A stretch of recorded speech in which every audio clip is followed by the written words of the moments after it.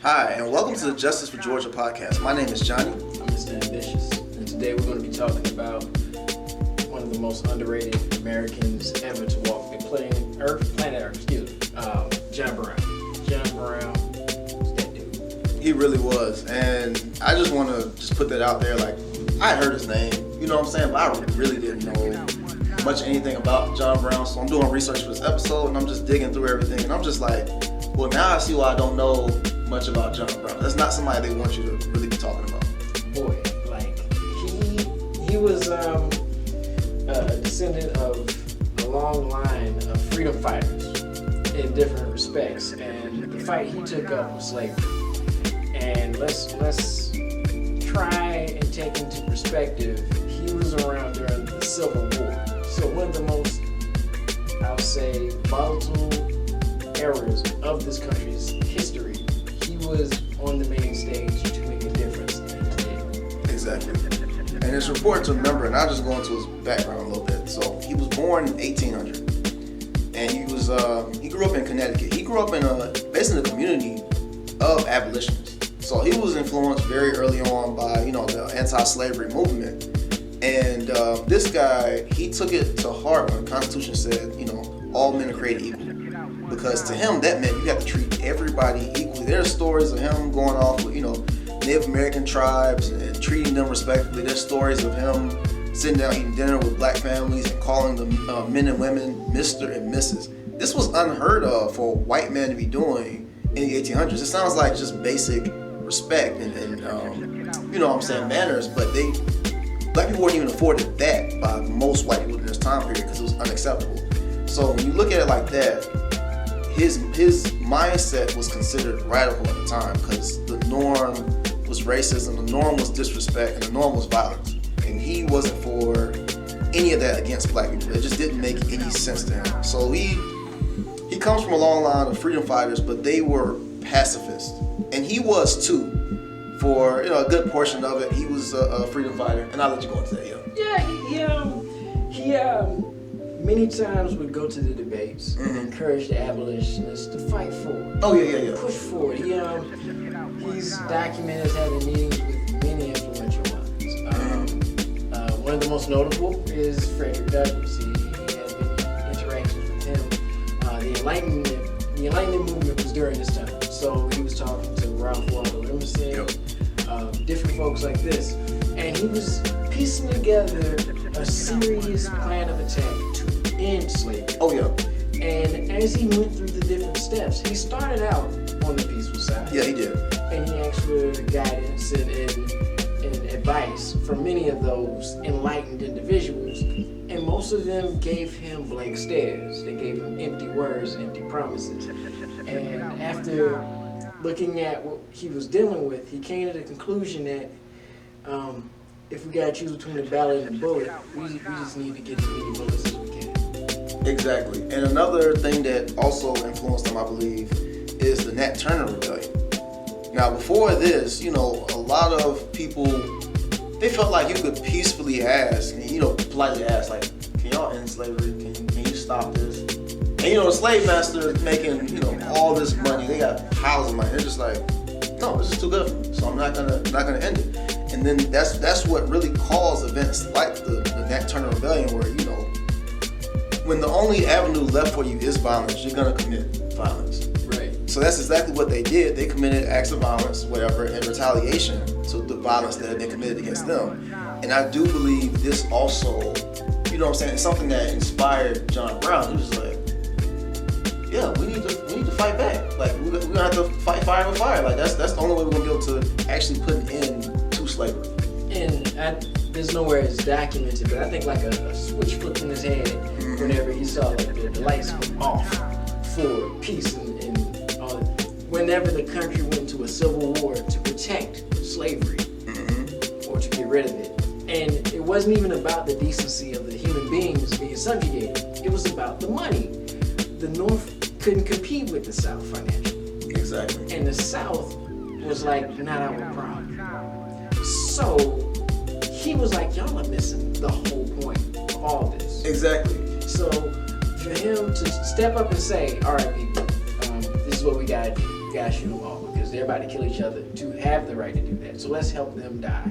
And a whole bunch of abolitionists like, whoa, wait a minute, that's too far. How are we going to preach Jesus and then at the same time go out and kill somebody?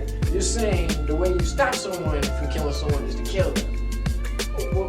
What are we doing as Christians in this picture? And then he said, what are you doing as Christians where you're allowing them to be raped, taking advantage of and denying them freedom? This is nothing that God would allow. So, if we are going to be like in any kind of position on this matter, let's be the ones stopping it, whatever means necessary. And he was going to do that, and he came up with a plan to do that.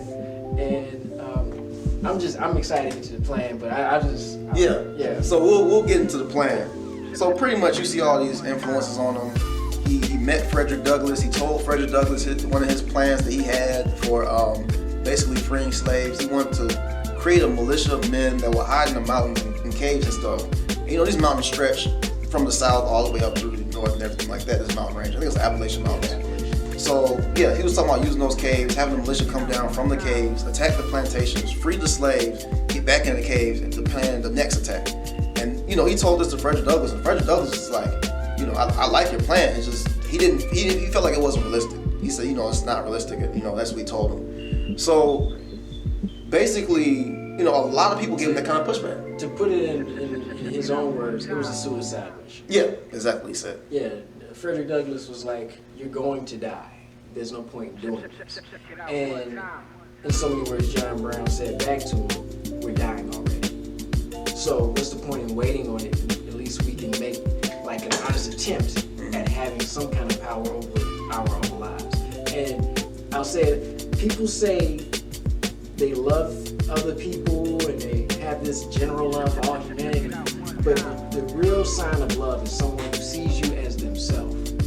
And anytime somebody, my baby, you hear somebody say that, they're saying that person as itself. He spoke of slaves as his self.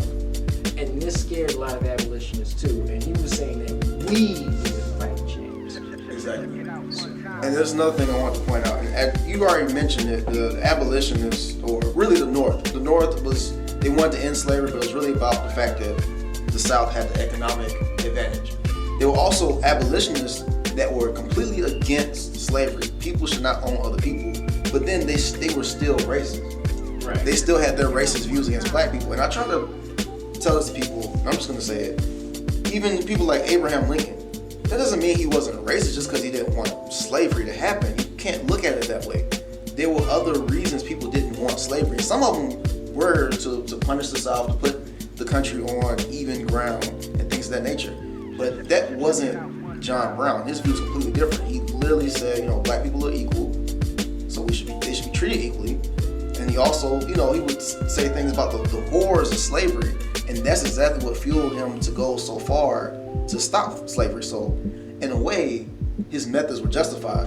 And before he even got into the planning, before all that stuff happened for Harper's Ferry, it started with the pledge. And basically he told, his family, he told his wife and his sons and everything, he was like, look, I need you to pledge with me that you're going to pretty much do everything you can to end slavery.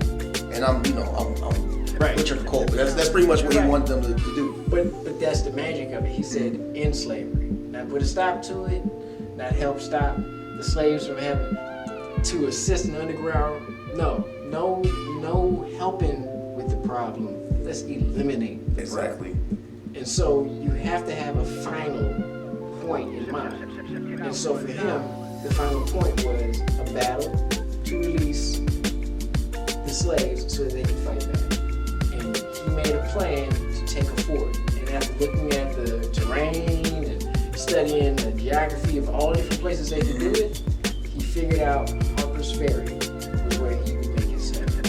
And sure enough, him and his sons formed a small militia after asking your boy Frederick if he wanted to join.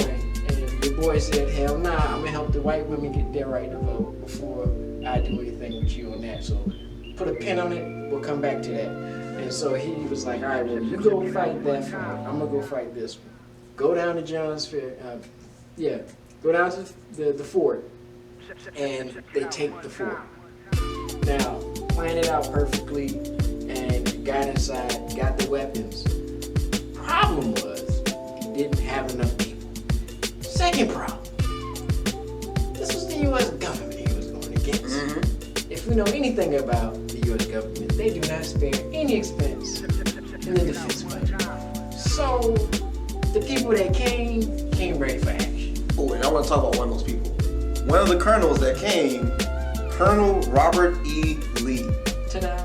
was a U.S. Marine that came to help put a stop to this crap. So you can kind of see why, talking wasn't really an option. You have people like this in positions of power making decisions, and you know what I'm saying, they're in respected positions. So they're over here influencing society, where you have two groups arguing back and forth, and one side is saying, slavery should be legal, and the other side is saying, no, it shouldn't, because it gives you an unfair advantage economically. Right.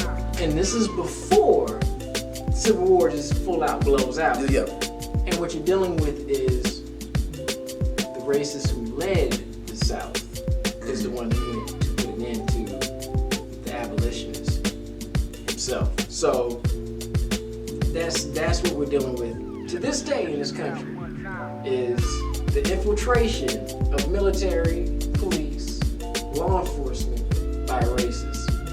So we got a snapshot in the past of what's happening today and how it would be handled. And so, going back to that revolt, they come back, they wouldn't take no prisoners. They was like, anybody coming out, we shoot them on sight. John Brown's son walks out with a white flag, down. Next one comes out, down. They was deading everybody. So,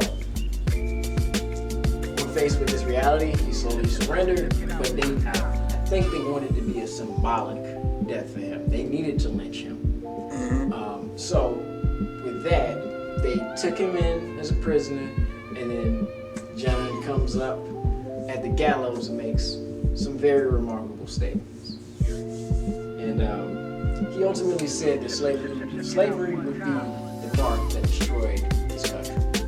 Racism would be the mark that destroyed this country. And there's not enough credit given to his last words, because he predicted a lot of what's happening right now to this day. This is profound to me, because John Brown lived the mission that so many people say, oh, you gotta be down with the fight to the point where you defend yourself with a gun.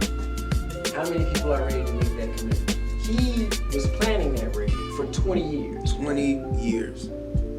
Everybody knew about it. Mm-hmm. He was like, yo, we gonna do this shit. And everybody like, yeah, whatever, man, that's crazy.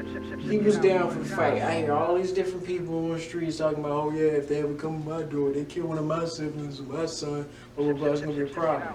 This man had nobody that died because of slavery, and led his family into a fight to get rid of slavery. Now, if you wanna say you're a white ally, this is my standard. I'm sorry, this is my standard. I don't need you to go and take a fort, but if you don't have that kind of commitment, you're wasting your time. Exactly. I feel exactly what you're saying, and I think to just kind of go back even before the revolt. So he had been planning the revolt for 20 years. He started planning it after he had made the pledge with his family and everything like that. But this wasn't, the revolt wasn't even the first event. So we'll go back to Bleeding, Kansas. So pretty much, Kansas was not a slave state, but there were those who felt like it should become one. So now you have all these differing opinions inside the state of Kansas. Have people saying, oh, this should become it, and the other half saying, no, it should not. The South has enough states already, blah, blah, blah. Not worried about the right issue, which is slavery shouldn't happen anywhere because it's not justifiable whatsoever. So in Bleeding, Kansas, John Brown gathers up some men. They go into the home of one of these, pro-slavery dudes, and they just, not gonna lie, in the middle of the night, they just go in there and they literally just kill him.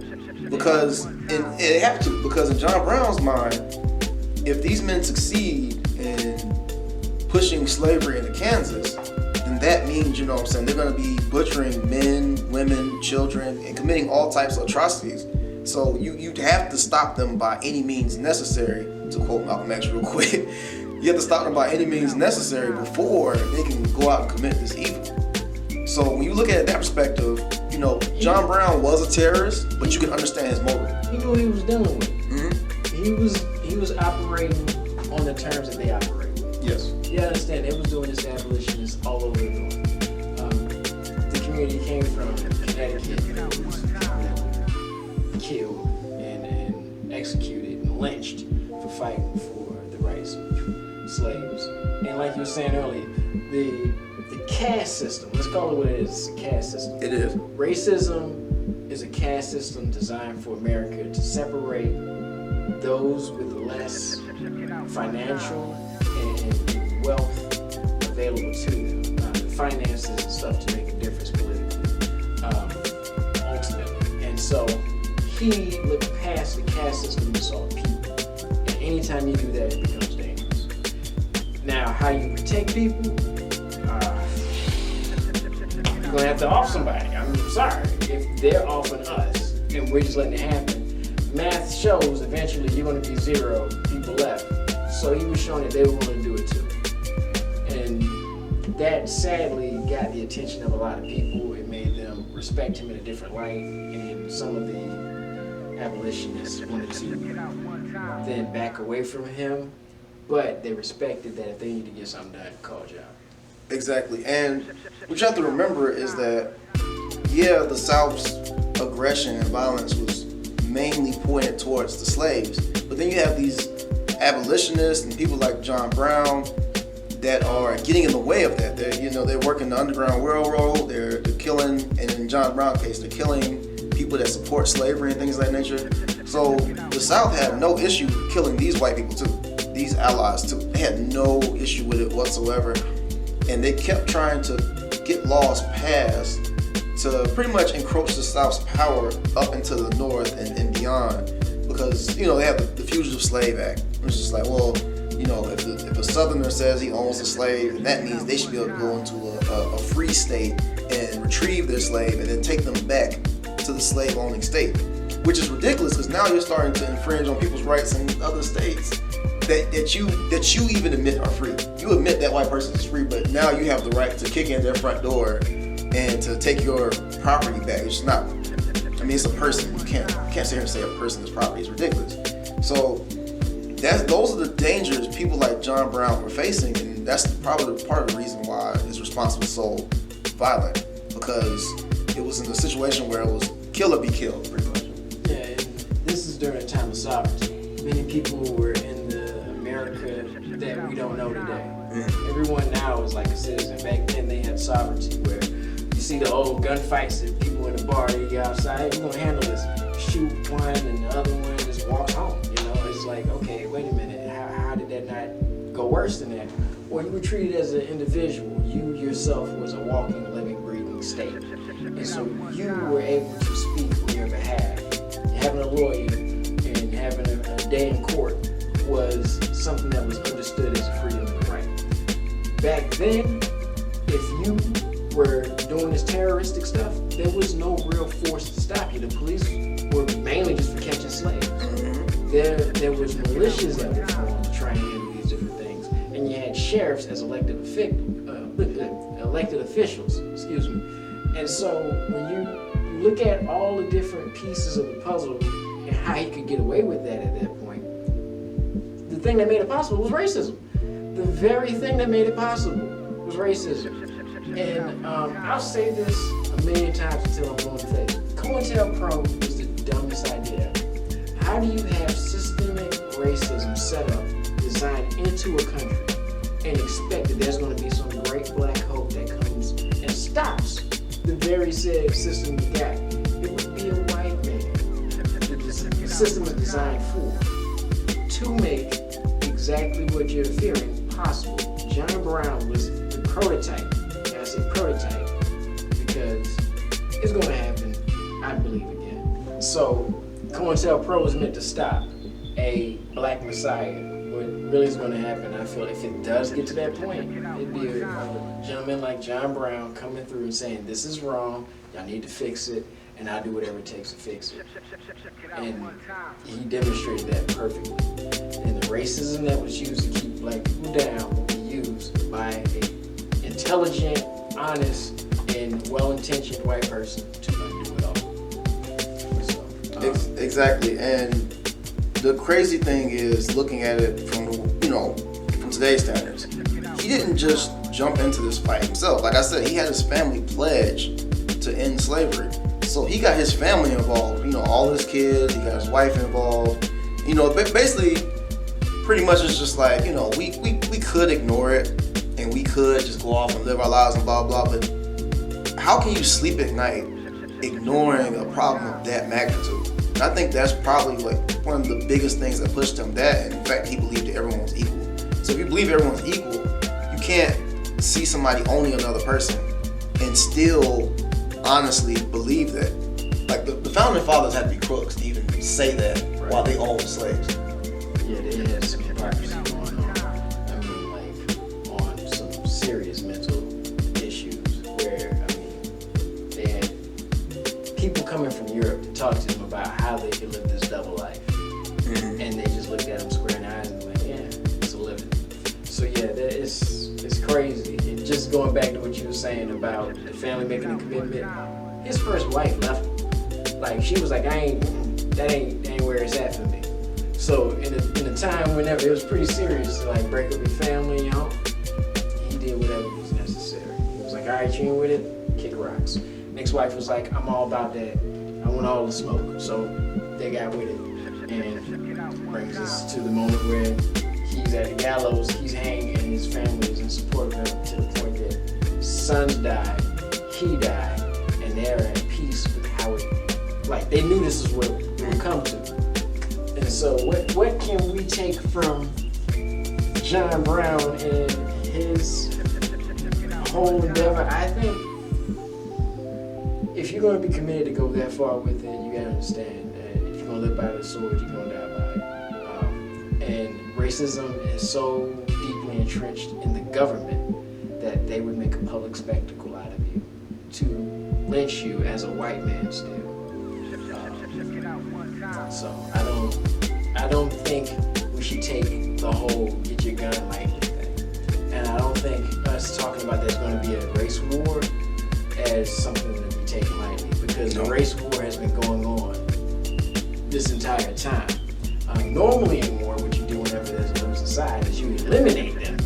Instead, we've allowed people with an actual banner, you got a flag, that when us folks down here in the South can't stand to see, but it's allowed to walk into the Capitol as of last week, as I'm pretty sure you've heard about, and they wave that same flag as if the war is still going on. So, how long is it going to take everybody to wake up? The people that seem to need to know this and wake up are the ones that are. Racism affects white people the most, and until they figure that out, we're going to keep dealing with this same issue. And I'm glad you said that, because what I wanted to point out was, like I said, abolitionists. Let me correct that. I said it affects them the most. No, it affects black people the most because we're the ones that are being oppressed because of it. Mm-hmm. But in the long run, they're being affected just as much. Exactly. But I'm glad you pointed it out, because basically, as I already mentioned, like abolitionists and white people that are fighting back against slavery, like John Brown, they were getting killed too. Then you fast forward to 2020, and you see at a Black Lives Matter protest, there's an old white man in the video. He looks confused. He looks lost. He's just walking around, I don't know, maybe trying to figure out where he's going. And he's in front of a crowd of cops. And as they're marching towards him, they get up to him, they just shove him over, hits his head on the concrete, blood's coming out. They don't care, step over him, keep going. But then you take that was an old white man at a Black Lives Matter protest. You compare it to the old woman at the Capitol, January 6th, a Trump supporter. And after all that violence happened, after everything that happened, we had politicians at risk, people trying to stop the democratic process. An officer grabs her hand and helps her walk down the stairs. Now you're seeing the treatment of two different older white people based on which side they're on. So, as a white person, you have the illusion of choice when it comes to this type of stuff. Because really, it's, you're supposed to do what you're supposed to do, which is either you participate in the racism or you ignore it. And if you get involved in fighting against it, well, now you're a target too. So, exactly. So now they're limiting your rights as well, which is why you're saying you're also impacted by racism, because your freedom ain't as free as it looks. Like it comes at a price, and right now you're selling your soul. I mean, let's be honest about it. If it weren't for people like Ben and Jerry, a lot of folks wouldn't know what corporate activism looked like. I can't name one other example. I cannot. They literally have ice cream with Kaepernick on it, and then they have the list of the organization that the the funds go to. Right. Like, who else is doing that? Like, they've been down the ride since day one for everybody's civil rights.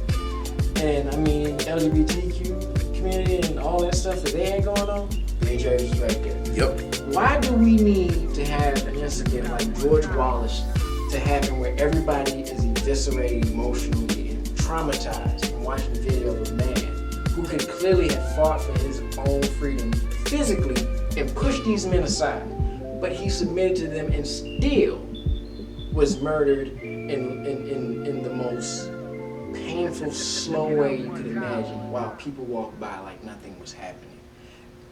Why is something like that necessary for the NBA to say, you guys can wear a t-shirt? Yeah, it shouldn't have took George Floyd for the NBA to be like, okay, well, when people are dying, you can wear a shirt. When people are dying, you can express yourself politically. Express yourself. Yeah, and it's just kind of crazy because that the NBA had fed into the whole shut up and dribble until apparently things went too far. Yeah, I'll give credit where credit's due. LeBron James flipped a lot of that. If you talk about one of the faces of basketball saying, no, we need to be able to say something about this, and then you got his old teammate Kyrie Irving still couldn't play this past week because he was so disgusted from seeing what happened at the Capitol. And you can see in 2016 where, like maybe only Ben and Jerry's was saying Black Lives Matter, but these other organizations, these other corporations, I should say, would not say it. They bought into the propaganda that Black Lives Matter meant only Black Lives Matter, which nobody ever said that. And if you actually do any type of research into the movement, you see white people in the movement, you see people other races in the movement, and you know that's not what it's about. It's Black Lives Matter too. So, but you fast forward to 2020, they waited until after George Floyd's death, after there was a big, I would say, shift in the view of Black Lives Matter because of how ridiculous some of the things that happened in 2020 were. Then these corporations started saying Black Lives Matter. So basically, you kind of see that change in perspective happen a lot of times. Unfortunately, even with MLK, where now people say, like, oh, he's like this symbol the white people love and everything like that, but they also don't tell the whole story or anything like that. But you keep seeing this over and over again. It's like a change perspective where it's like, well, now it's acceptable. Right. So long as it's two things, then you'll see people who should be doing it all of a sudden, not completely doubling down on it or owning it, they'll slightly whisper it. And the two things are, check me on this, I've gotten a whole lot of arguments. If it's one profitable or two trending. If it's those two things, all of a sudden everybody got all the support in the world for it. So yeah, I'm so over corporations caring about struggles. Speaking of Martin Luther King, they will take his speech and put on a McDonald's commercial. And then the rest of the year, we can't hear any of his speech, their hiring practices, how much they're paying people for a living wage. And you want to talk about entrepreneurship, that King was saying, like, empowering us financially, redistributing the pain of redistributing the financial pain. McDonald's ain't really talking about that part of the speech. So, I mean, yeah, as long as it's profitable and trendy, it's what they'll go for. But, I mean, as far as doing that anymore, you can't. It's either you're with us or you're against us. And at this point, ain't even being with us. It's either you with the racists or not. That's where it's at now. Yeah. So choose your battles wisely, because you don't have to battle either way. Ain't nobody out of this. I'm glad you mentioned MLK and McDonald's, which I think that's just an example, like not actually something that actually happened. Yeah. So there actually is an MLK commercial. There's the Ram truck commercial that has MLK in it. And everybody's watching. It was a Super Bowl commercial, I think. But everybody's watching it after the commercial's over, and everybody's just staring at TV and we're just like, why was he in that advertisement? Why? So all the jokes on Twitter where MLK says, buy Dodge Ram trucks. Like, that was every single joke on Twitter because it didn't make any sense. Like, you're trying to tie your truck's image in with MLK, which, I mean, if you want to do it, go ahead, but how? What are you doing? How are you helping these movements? Like, you know what I'm saying? Like, what is Ram doing? Like, really? He was breathing. Come on. Exactly. So to hell with all that nonsense. And so we gotta just have that same kind of accountability on everything. Not just on Black Twitter, we gotta do it on everything. Everything. So holding them to that same standard that John Brown would. I'm not even saying what we think should be done. John Brown, outside your house with a sword. So the neighbors don't hear him. Right, kicking in your door at night. Like, all right, bro, I heard what you said on Twitter. Slice. You know what I'm saying? Nah, it was a wrap real quick. So I mean, I don't advocate violence, but I do feel like John Brown understood that you got to speak in the language of the people you're talking to. Exactly. And that's what they spoke in, was violence. And the problem with the Black Lives Matter movement is they're trying to say that indirectly we kind of don't matter. That's the reason why you have to say it. Yep. And so, if you look at any change that's happened in the history of this country on behalf of Black people, it always starts with a white person losing their life, sadly.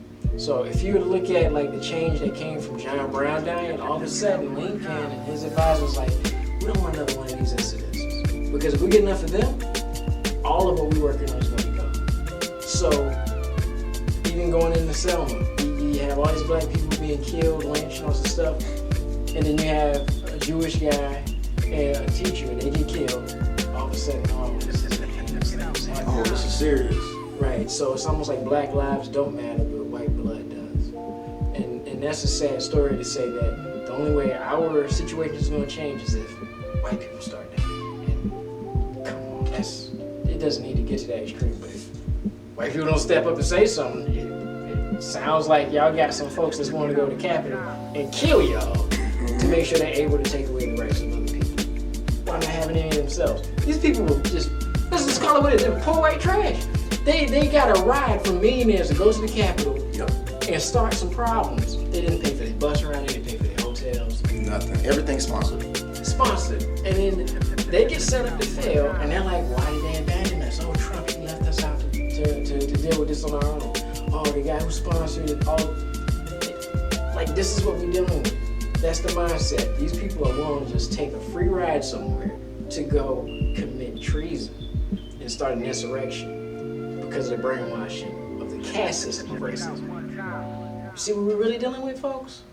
So, since y'all saying Black lives don't matter, by not acknowledging the pain that we're feeling, those same people committing all those mass shootings, it's gonna be knocking on y'all door saying whether or not y'all support them or not. So I'd suggest y'all peacefully protest with us and stop it before they get to the extreme of trying to do what they did on January 6th again on a national level. Because you look at any of these Twitter feeds and all these posts that they got in Parler getting shut down, behind them asking for executions. I don't understand why y'all don't get it, why this should be more important to you. I don't get why y'all don't get it already. I'd say the biggest group that exists in the U.S. right now are white people that are trying to ignore everything. Like, my life's comfortable. I just want to go on.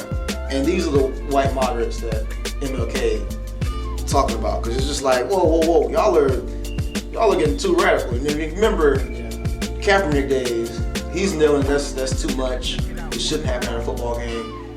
Black people kneeling, on the sidewalk, that's too much. That shouldn't be happening, stuff like that. Burning jerseys.